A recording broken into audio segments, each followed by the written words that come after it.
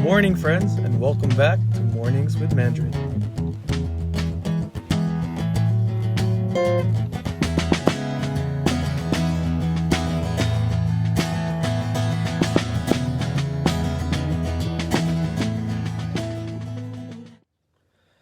Happy Easter, friends! I hope you had a great Holy Week. I sure did. It was quite a different one. Normally, our Holy Week would be filled with activities, many different services, many different masses, and then we would even do things like visit a iglesia, which is visiting different churches and praying, Stations of the Cross, Good Friday walk, etc. We would do so many different things, but this year, Easter was spent at home. And that was quite different, especially since last year I was in the Philippines and I truly got to encounter and immerse in Holy Week there. And trust me, in the Philippines, it's a grand celebration. Quick shout out to all my friends in Tuguegarao, Cagayan Valley. You guys made last year a great experience for me, and I was truly immersed. And this year, being in home, I was able to immerse in Holy Week in a slightly different way. Being stuck in the house truly led me to have a different sort of experience this Lent and Holy Week. During Lent, I started to focus in on Christ's isolation in the desert. He was probably so hungry and thirsty. In the same way, after this Lent, I hunger and thirst for the things I was able to do before the lockdown, especially Mass. But in this time, I was simply called to focus on one thing, and that was God, talk to Him, and listen to Him.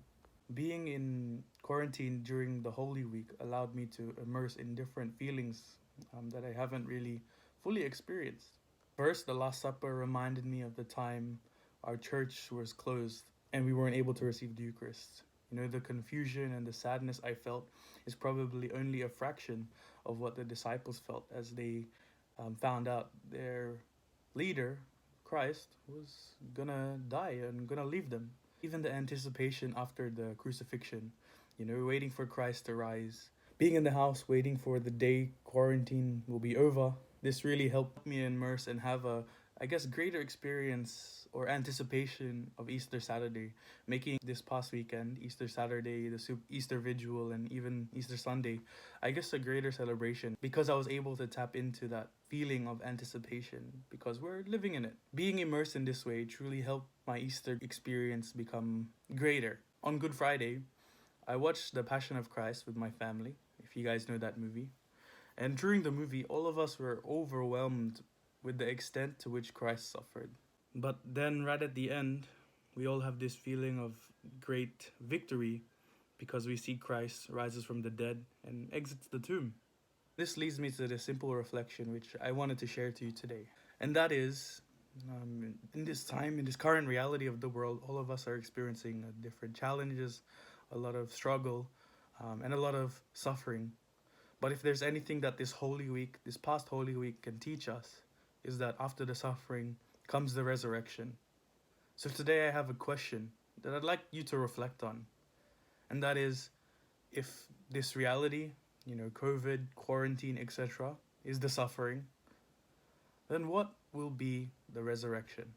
What will the resurrection look like? I hope you take some time to just reflect on it. And hopefully, reflecting on this, you're able to bring a lot of hope into what will come, what the resurrection will actually look like. It's going to be so exciting, especially if you contrast it to the Holy Week and this past Paschal Triduum that just passed this weekend. Finally, my challenge for you this week is to continue to share your Holy Week reflections and experiences. We got to keep sharing the hope that our Christ is alive. Alleluia, the Lord has risen. So, yeah, you can comment it below, or you can create your own way of posting and sharing these reflections. Today's shout out is to Pia. Happy birthday. Thank you for being a great friend. You're a great supporter of Mornings with Mandrid, so just want to shout out to you. But for now, thank you all for staying and watching, and God bless you and your week ahead. See you next time.